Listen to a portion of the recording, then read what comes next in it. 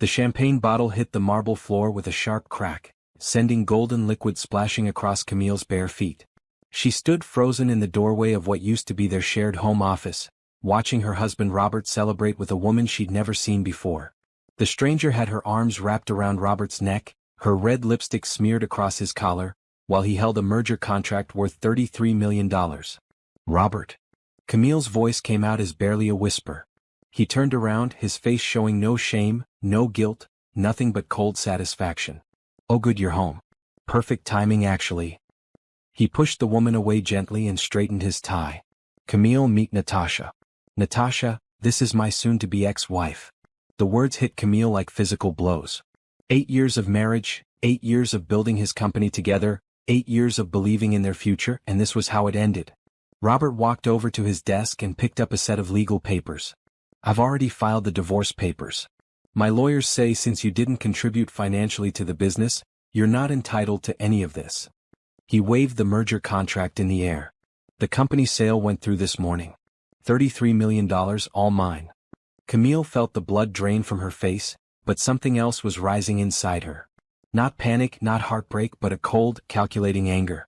Because Robert had made one crucial mistake. He'd forgotten about the clause she'd insisted on years ago when they were starting the business. You need to pack your things and be out by tomorrow, Robert continued, his voice as casual as if he were discussing the weather. Natasha is moving in this weekend. The blonde woman smirked and examined her nails. Don't worry, I'll take good care of everything here. Camille looked around the office, at the degrees on the wall that bore both their names, at the photos of business meetings where she'd been by Robert's side through every major decision. Her eyes landed on the framed contract from their company's incorporation, the one with the clause that was about to change everything. I'll pack tonight, she said quietly. Robert seemed surprised by her calm response. Good. I'm glad you're being reasonable about this. As Camille turned to leave, she allowed herself a small smile. Robert had no idea what reasonable looked like. He was about to find out that the wife he'd just thrown away held the key to everything he thought he'd won. The merger contract might be signed, but there was still one signature missing. One signature that would determine whether Robert kept his millions or lost everything. The clause she'd insisted on 8 years ago was simple but ironclad. Any major financial decision over $5 million required both signatures. Robert could sign all the contracts he wanted, but until Camille added her name, not a single penny would move. And she had no intention of making this easy for him. 8 years earlier, Camille had been the one with the business degree and the connections. Robert was brilliant with technology but hopeless with everything else. When he came to her with his idea for a software company, she saw the potential immediately. The concept is solid, she told him over coffee in their tiny apartment. But you need proper legal structure, funding connections, and a business plan that actually makes sense. Robert had been grateful then. I can't do this without you, Camille. You're the missing piece.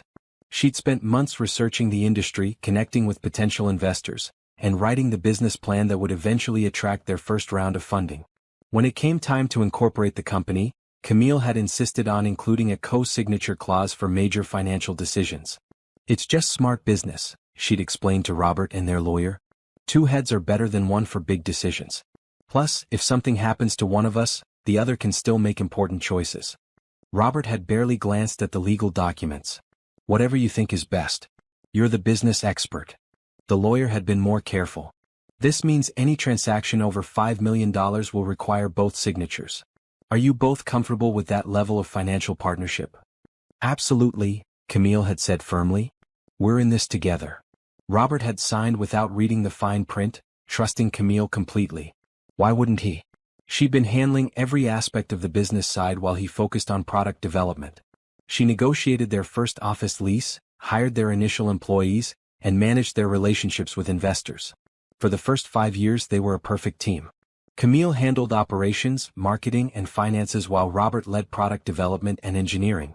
The company grew steadily, landing bigger clients and developing innovative solutions that set them apart from competitors. But success changed Robert. As the company became more valuable, he started taking credit for decisions Camille had made. He began introducing himself as the sole founder in meetings, relegating Camille to "my wife who helps out sometimes." She tried talking to him about it, but he dismissed her concerns. "You're being sensitive," he'd say. "Everyone knows how important you are to the company." Except they didn't, because Robert made sure they didn't. He gradually pushed Camille out of major meetings, stopped including her in strategic discussions, and started making decisions without consulting her. The co-signature clause became the only thing that reminded him he couldn't act completely independently. Now, standing in their bedroom packing her clothes, Camille remembered every slight, every time Robert had diminished her contributions, every moment he'd made her feel like she was just along for the ride. He'd built his success on her foundation, then tried to erase her from the story entirely. Her phone buzzed with a text from Robert. "Lawyers want to know when you'll be available to sign some final paperwork. Nothing major, just loose ends from the merger." Camille typed back, "I'll need to review everything with my own attorney first." She hadn't told him she was getting her own lawyer yet.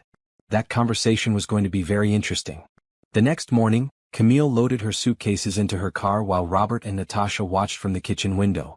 She could see them laughing, probably making jokes about how easy it had been to get rid of her.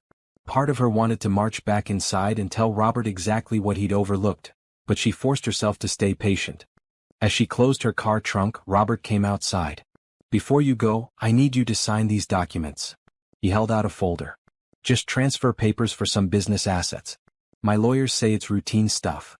Camille flipped through the papers. They weren't routine at all.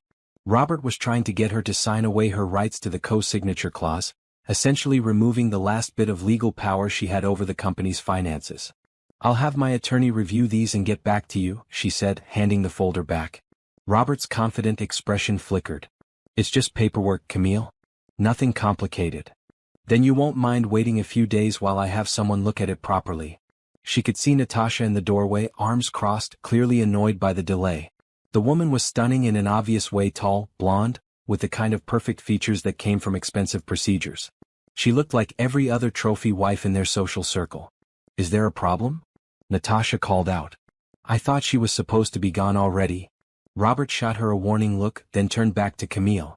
"Look, the sooner we handle this, the sooner we can all move on. I'll double-check with my lawyers, but I'm pretty sure these are just standard forms." "I'm sure they are," Camille said smoothly. "But I've learned to be careful with legal documents." She got in her car and drove to the extended stay hotel she'd booked for the week. It wasn't fancy, but it was clean and quiet, and most importantly, it gave her space to think clearly. She'd already called 3 law firms that morning and had appointments scheduled for the afternoon. Her phone rang as she was settling into the hotel room. It was her former assistant at the company, Grace. "Camille, I heard about the divorce." "I'm so sorry. Are you okay?" "I'm fine, Grace. How are things at the office?" "Weird, honestly. Robert's been walking around like he owns the place. Which I guess he does now. But people are asking about you. A lot of the clients specifically requested to work with you, and now Robert's telling everyone you were never really involved in the business side." This was exactly what Camille had expected. Robert was already rewriting history, making himself the sole architect of the company's success. "What about the Henderson contract? Are they still planning to renew?" Grace lowered her voice. "Robert lost them. He tried to handle the renewal meeting himself and apparently it went terribly. Henderson said they were only willing to continue working with the company because of their relationship with you." Camille filed that information away. The Henderson contract was worth $2 million annually. If Robert was losing clients because of his ego, it wouldn't be long before the company's value started dropping. "Thanks for letting me know, Grace. And don't worry about calling me. You need to focus on keeping your job." "Actually," Grace hesitated, "I've been thinking about looking for something new anyway. This place isn't the same without you." After ending the call, Camille made a list of all the clients who had worked primarily with her, all the employees who respected her work, and all the industry connections she'd built over the years. Robert might have the company, but Camille had something more valuable: relationships. Her first lawyer appointment was at 3 o'clock.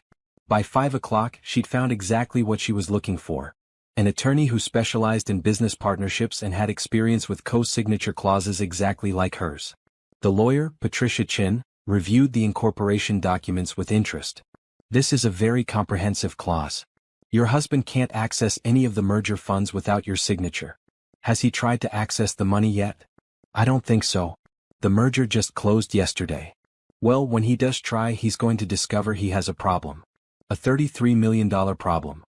Camille didn't have to wait long to see Robert's true colors emerge. Over the next 3 days, social media told the whole story.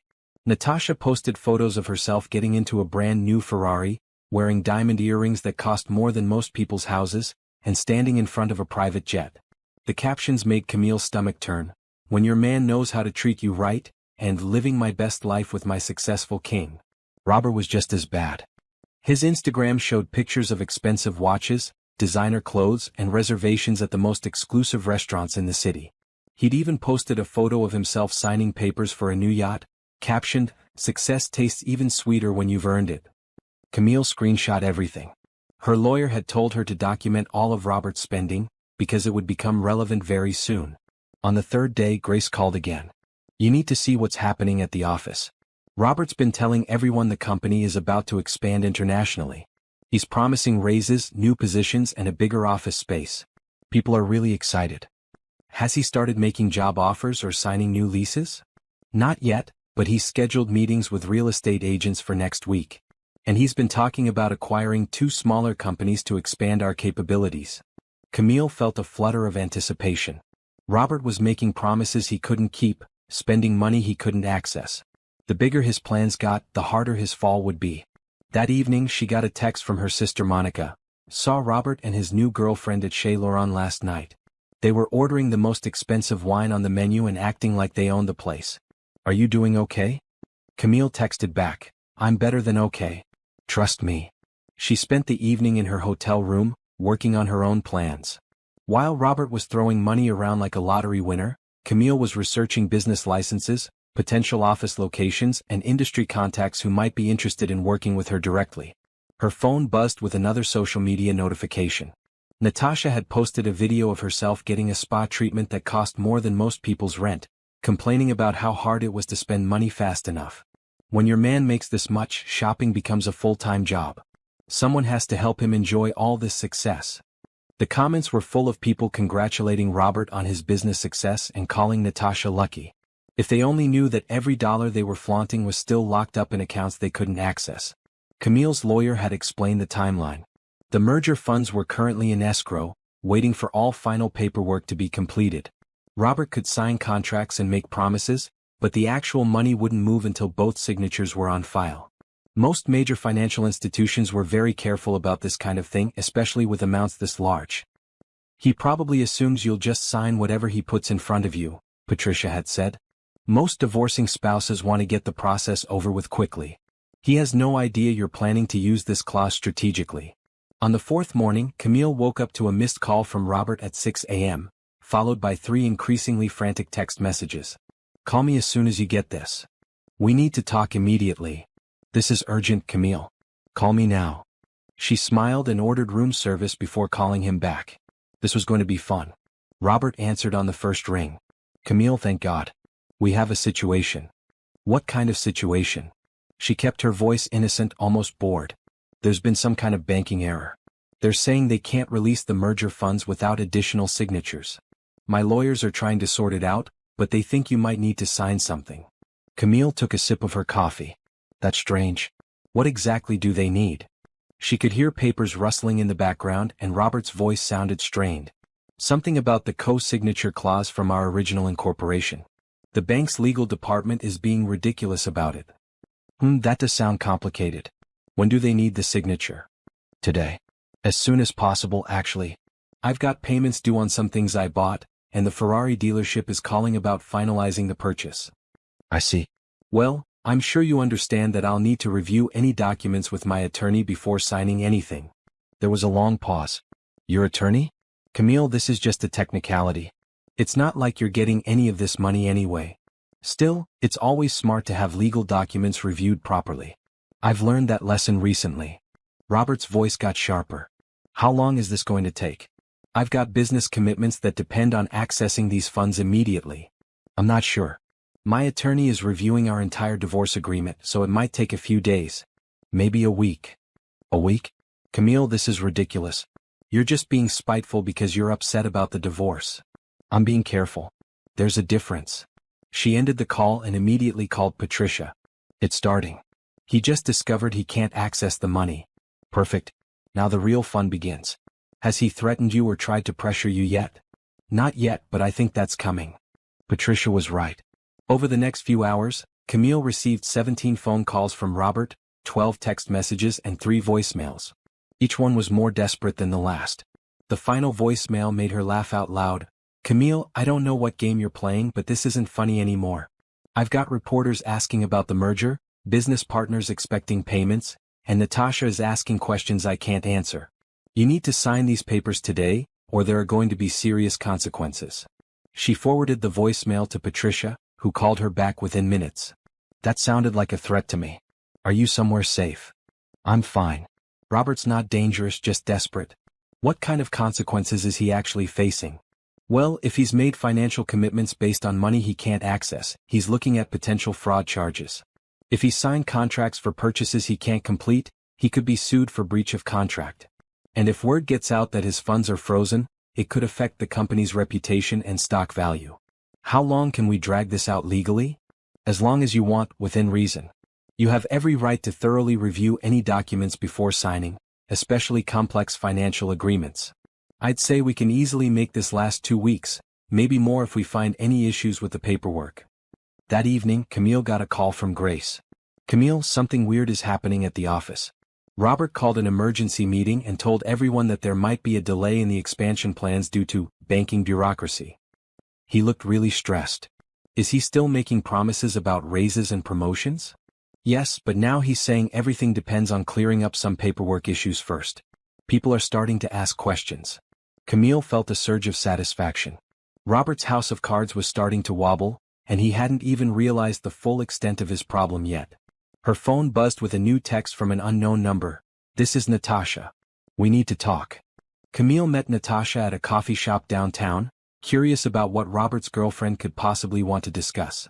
Natasha arrived wearing a new designer outfit and carrying a purse that cost more than most cars, but her confident facade cracked the moment she sat down. Look, I know this is weird, but Robert is losing his mind, Natasha said without preamble. He's been up all night making phone calls and he keeps muttering about signatures and clauses. What's going on? I think that's between Robert and me. Okay, but whatever this is, it's affecting me too. I quit my job last week because Robert said money would never be a problem again. Now he's talking about having to return the Ferrari and cancel our trip to Europe. Camille almost felt sorry for her. Almost. That sounds like something you should discuss with Robert. Natasha leaned forward. He said you're the only one who can fix this. That you have some kind of legal power over his business finances. Is that true? It's complicated. Can you just sign whatever he needs you to sign? I mean, you're getting divorced anyway. Why make this harder than it has to be? The audacity was breathtaking. This woman had moved into Camille's home, was wearing jewelry bought with money Robert thought he had, and was now asking Camille to help him access funds so Natasha could continue living a luxury lifestyle. Actually, it's pretty simple, Camille said calmly. Robert made some choices and now he's dealing with the consequences. But you could help him if you wanted to, right? You're just choosing not to? I'm choosing to protect my own interests. Something I should have done years ago. Natasha's expression hardened. Fine. Be petty. But just so you know, Robert's already talking to other lawyers about finding a way around this. He's not going to let you ruin his success. Good luck with that. After Natasha left, Camille called Patricia to report the conversation. She's desperate, which means Robert's desperate, Patricia observed. But I'm not worried about him finding a way around the clause. It's ironclad and any lawyer worth their fee will tell him the same thing. That evening Robert showed up at Camille's hotel. She watched from her window as he sat in his car for 10 minutes, apparently working up the courage to come inside. When he finally knocked on her door, he looked like he hadn't slept in days. We need to talk, he said. Come in. Robert paced around the small hotel room, his expensive clothes wrinkled and his hair disheveled. Camille, I think I may have been hasty about some things. Which things? The divorce. Moving so fast. Not discussing things with you first. She sat down on the bed and waited for him to continue. Look, maybe we can work something out. You sign the papers I need and I'll make sure you get a fair settlement from the divorce. More than fair, actually. How much more? $5 million. Good. You sign tomorrow and I'll transfer $5 million to your account by the end of the week. Camille pretended to consider it. What about the house? You can keep it. I'll move out and it's yours. And the company? Robert hesitated. What about it? I want 20% ownership with voting rights. That's not possible. The merger agreement specifies sole ownership. Then I guess we don't have a deal. Robert's face flushed red. Camille, be reasonable. I'm offering you more money than most people see in a lifetime. And you're getting 33 million. I think 20% is more than reasonable. I can't do that. The company is my life's work. Our life's work. I was there for every major decision, every late night, every crisis. The only difference is that you've spent the last 3 years pretending otherwise. Robert sat down heavily in the room's single chair. What do you want from me? I want you to understand that actions have consequences. You threw away 8 years of marriage for someone you barely know. You tried to erase my contributions to a company we built together. You humiliated me in front of our friends and employees. Did you really think I would just walk away and let you keep everything? I never meant to hurt you. Yes, you did. You just didn't think I had the power to fight back. Robert was quiet for a long moment. So what happens now? Now you learn what it feels like to need something from someone who doesn't owe you anything. By the end of the first week, Robert's carefully constructed new life was falling apart. Camille heard about it through multiple sources: Grace at the office, Monica's friends who moved in the same social circles, and even Patricia's contacts in the business community. The Ferrari dealership had repossessed the car when Robert couldn't make the final payment. The jewelry store was threatening legal action over unpaid invoices. The yacht purchase fell through, and Robert had to pay substantial penalties for breaking the contract. But the real damage was to Robert's reputation. Word was spreading through their industry that his funds were tied up in legal issues, and business partners were starting to worry about the company's stability. Grace called with an update: 3 clients have requested meetings to reassess their contracts. The Henderson Group already pulled out completely. And there's a rumor that Techstar Industries is considering ending their partnership early. What's Robert telling people? That it's a temporary banking issue that will be resolved soon. But people are asking questions. Especially since Natasha keeps posting photos of expensive stuff they supposedly bought, but then the items disappear a few days later. Camille checked Instagram and saw exactly what Grace meant. Natasha's recent posts showed her wearing different expensive jewelry in each photo, but if you looked carefully, it was clear she was trying on items in stores rather than actually owning them. She'd also stopped posting about the Ferrari and the yacht. The most telling sign was a post from 2 days ago. Sometimes life teaches you that real love isn't about money. Having a deep conversation with my man about what really matters. #blessed, #relove, #values. It was the kind of post people made when they were trying to convince themselves as much as everyone else. Patricia called with more news. Robert's lawyers have been in touch. They're requesting an emergency mediation session to resolve this quickly. What are they offering? 10 million in the house. Plus a formal apology for the way he handled the divorce. Still not interested in letting him keep the company? They haven't mentioned ownership stakes. I think they're hoping we'll take the money and disappear. What do you think? I think we can do better. His position gets weaker every day this drags on. That evening, Camille drove past her old house. Robert's car was in the driveway, but Natasha's wasn't. Through the kitchen window, she could see Robert sitting alone at the table, head in his hands. Her phone rang. It was Monica. Hey, I just saw something you might want to know about. I was at lunch with friends and we saw Natasha at the bar with some other guy. They looked pretty cozy. Are you sure it was her? Positive. She was wearing that white designer dress from her Instagram posts. They were holding hands and she was laughing at everything he said. Very different from how she acts with Robert in public. Camille wasn't surprised. Natasha had signed up for a wealthy lifestyle, not for supporting a man through financial difficulties. The moment Robert's money problems became real, she'd started looking for her next opportunity. Did you take any photos? Actually, yeah. I took a few discreet shots because I thought you might want proof. Should I send them? Send them to my lawyer. She might find them useful. The next morning brought the call Camille had been expecting. Robert sounded broken. She's gone, Camille. Natasha packed her things and left. I'm sorry to hear that. No, you're not. You're probably happy about it. Camille thought about that. Actually, I'm not happy about it. I don't enjoy seeing people in pain even when they've hurt me. But I'm not surprised by it either. She said she couldn't handle the stress of the financial problems. That she needed to be with someone who could provide stability. And now I'm sitting in this empty house, realizing I destroyed my marriage for someone who didn't actually care about me at all. Robert, I can't fix this for you. What you did to our marriage, the way you treated me, the things you said, those actions have consequences that go beyond money. I know I messed up. But Camille, if I lose the company, I lose everything. 8 years of work gone. You mean 8 years of our work? There was a long silence. Yes, you're right. Our work. It was the first time he'd acknowledged her contributions in years. While Robert's world crumbled, Camille was building something new. She'd rented office space in a downtown building, hired Grace as her first employee, and started reaching out to her industry contacts about launching her own consulting firm. The response was overwhelming. Apparently, many people in their industry had been waiting for an opportunity to work with Camille directly, without having to go through Robert and his ego. "I always wondered why you let him take credit for your ideas," said Tom Morrison, the CEO of Henderson Group. "When Robert lost our contract by trying to handle renewal negotiations himself, I realized he'd been taking credit for your work all along." Henderson Group became Camille's first major client, signing a 3-year consulting contract worth $4 million annually. Within 2 weeks, she had 6 more clients and a waiting list of companies interested in her services. Grace was loving the new environment. "It's so different working with you directly. Robert always made everything about him, even when the clients specifically asked for your input. Now we can actually focus on doing good work instead of managing his ego." Camille hired 2 more employees, both former Robert's company workers who had quit in frustration over the past year. They brought valuable client relationships and industry knowledge. "The best part is watching Robert try to replace us," said James, who had been the company's lead project manager.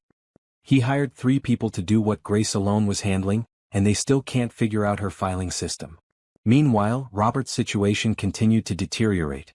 His company lost 2 more major clients, both of whom cited uncertainty about leadership stability as their reason for leaving. Several employees had quit, including some of the most talented developers. Patricia called with an update on the legal front. "Robert's lawyers are getting desperate. They're now offering $15 million, the house, and a 10% ownership stake in what's left of the company. What's it worth now that he's lost all these clients? Honestly, maybe $12 million total. So 10% would be worth about $1.2 million, assuming he can stop the hemorrhaging. And if I keep refusing to sign? His company continues to lose value, he can't access merger funds to make improvements or hire replacements, and eventually the whole thing collapses. The merger partner might even withdraw their offer if the company's value drops too much." Camille looked around her bustling new office. In just 2 weeks, she'd built something that was already competing directly with Robert's company. Her clients were happy, her employees were motivated, and her reputation was stronger than ever. "Tell them I'm not interested in any settlement that involves Robert keeping control of our original company. What do you want instead? Full ownership transfer to me, or we let the whole thing collapse." Patricia whistled. "That's aggressive. You'd essentially be taking over the company you helped build." "No, I'd be taking back the company I helped build." That evening, Camille attended a networking event where she ran into several former business associates. The reception she received was completely different from the lukewarm acknowledgments she'd gotten when she was Robert's wife. Now people approached her directly, shook her hand firmly, and talked to her about her own business. "We always suspected you were the brains behind the operation," said one venture capitalist. "Robert was great at presenting ideas, but the strategic thinking always felt like someone else's work." By the end of the evening, Camille had 3 more potential clients and an offer from an investor who wanted to fund a major expansion of her consulting firm. Her phone buzzed with a text from Robert. "Can we meet? I think I have a solution that might work for both of us." She showed the text to Monica, who was with her at the event. "Are you going to meet with him?" Camille looked around the room full of successful professionals who were now treating her as an equal, not as someone's wife. "I think it's time." Robert looked like a different person when Camille met him at the coffee shop. His expensive clothes were gone, replaced by jeans and a simple button-down shirt. He'd lost weight and there were dark circles under his eyes. "Thank you for coming," he said. "I know you don't owe me anything." Camille sat down across from him. "What's your solution?" "I want to sign over full ownership of the company to you." She tried not to show her surprise. "Why would you do that?" "Because it's over. I can't access the merger funds without your signature, I can't rebuild the client base without the team that quit, and every day this goes on, the company loses more value. At this point, I'm just watching everything we built together die slowly." Robert pulled out a folder. "My lawyers drew up transfer papers. You get the company, the merger funds, everything. In return, you sign the documents so the merger can be completed. And what do you get?" "Nothing. I walk away with nothing, which is what I deserve." Camille studied his face. There was no anger left, no arrogance, just exhaustion and defeat. "What changed your mind?" "Natasha left me for a real estate developer she met at the country club. She said I was damaged goods and that she couldn't be with someone who had financial problems. Robert laughed bitterly. It took losing everything to realize that you were the only person who actually cared about me, not just my money. Robert, I'm not interested in getting back together. I know. I wouldn't ask you to. I destroyed our marriage and some things can't be fixed. But maybe I can do one thing right and give you back what was always rightfully yours anyway.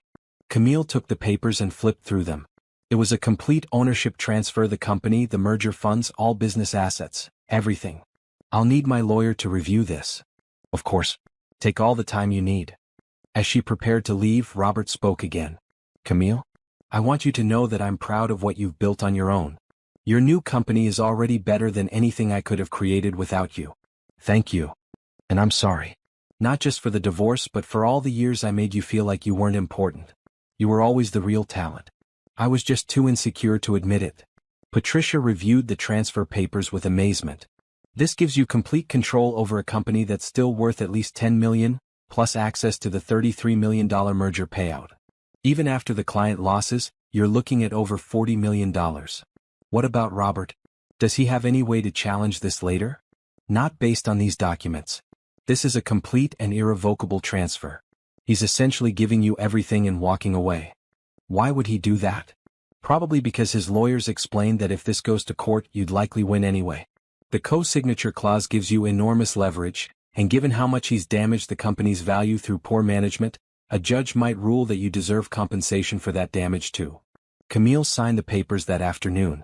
Within 24 hours, she had access to accounts containing over $40 million in ownership of the company she'd helped create 8 years earlier.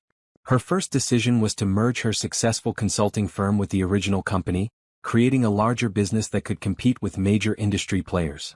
Her second decision was to offer jobs to every talented employee who had quit Robert's company over the past year. The business community took notice immediately. Tech industry publications ran stories about Camille's Phoenix rise and her strategic takeover of her own company. Several major corporations reached out about potential partnerships and acquisition offers. But the most satisfying moment came when Tom Morrison called from Henderson Group. Camille, we'd like to triple our contract with your company and bring you on as a strategic partner for our expansion into international markets. When can we meet? Within 6 months, Camille's company had grown to 50 employees and was being valued at over $100 million. She'd become one of the most successful businesswomen in their industry, invited to speak at conferences and featured in business magazines. Robert, meanwhile, had taken a job as a software developer at a small startup. He'd lost his house, his expensive lifestyle, and his reputation, but according to mutual friends, he seemed more at peace than he'd been in years. 1 year after Robert threw her out of their house, Camille stood in the penthouse office of her company's new headquarters, looking out over the city skyline. Her business had just closed a deal to acquire 2 smaller firms, and she'd been featured on the cover of Entrepreneur magazine as Executive of the Year. Grace knocked on her door. Your 3 o'clock is here. Send him in. Dr. Anthony Rivera walked into her office with a warm smile. They'd met at a charity gala 6 months earlier, where he'd been raising money for a children's hospital and she'd been networking with other business leaders. What started as a conversation about philanthropy had developed into something deeper. How did the board meeting go? Anthony asked. Better than expected. We're approved for international expansion, and they want me to open offices in London and Tokyo next year. That's incredible. Are you excited? Camille thought about it. A year ago, she'd been packing her belongings into suitcases, feeling like her life was over. Now she was running a multimillion-dollar company and planning global expansion. I'm excited but also grateful. I almost let someone else define my worth for so long that I forgot what I was capable of. Anthony took her hand. Well, I never doubted what you were capable of. They walked to the window together, looking out at the city below. Camille could see construction crews working on the new building that would house her company's expanded operations. I have something to tell you, Anthony said. I got an offer from Johns Hopkins. They want me to head their new pediatric research center. Camille's heart sank for a moment. That's in Baltimore. It is. But I turned it down. Why would you do that? That sounds like an amazing opportunity. Because my life is here now. With you. Unless. He got down on one knee and pulled out a small velvet box. Unless you'd be interested in a change of scenery. We could build something together. Your business expertise, my medical connections. Maybe start a foundation that develops medical technology for underserved communities. Camille stared at the ring, then at Anthony's hopeful face. He wasn't asking her to give up her success or diminish her accomplishments. He was asking her to expand them, to build something even bigger together. Yes, she said, pulling him to his feet. Yes to the proposal, and yes to the foundation, and yes to building something meaningful together. As Anthony slipped the ring onto her finger, Camille's phone buzzed with a text. It was from an unknown number, but she recognized the writing style immediately. Saw the magazine cover. Congratulations. You deserve all of this success and more. I hope you're happy. She showed the text to Anthony. My ex-husband. Are you going to respond? Camille looked at the message for a long moment, then deleted it without responding. Some chapters of her life were closed permanently, and she had no interest in reopening them. No. I'm too busy planning the future. That evening, they celebrated at the same restaurant where Robert had once promised her a future full of empty luxury. But this time, Camille was celebrating real accomplishments with someone who valued her mind, her ambition, and her strength. Her phone rang during dinner. It was Monica. I just saw the engagement photos online. I'm so happy for you. Thanks. It feels surreal, honestly. You deserve this, Camille. After everything you went through, you deserve to be with someone who sees how amazing you are. As they finished dinner, Anthony raised his glass.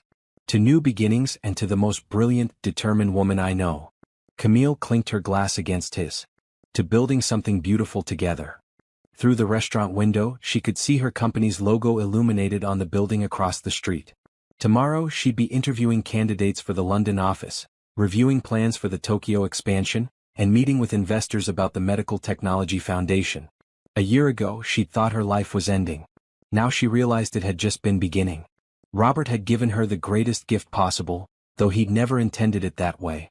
By forcing her out of their marriage and their company, he'd forced her to discover her own strength. By trying to erase her contributions, he'd motivated her to prove them. By choosing someone who only loved his money, he'd helped her find someone who loved her mind. The revenge she'd planned had been complete, but it had transformed into something better. A future built on her own terms with someone who truly valued her, surrounded by work that challenged and fulfilled her. As they walked out of the restaurant, Camille's reflection in the glass doors showed a woman who looked nothing like the person who discovered her husband's betrayal a year earlier.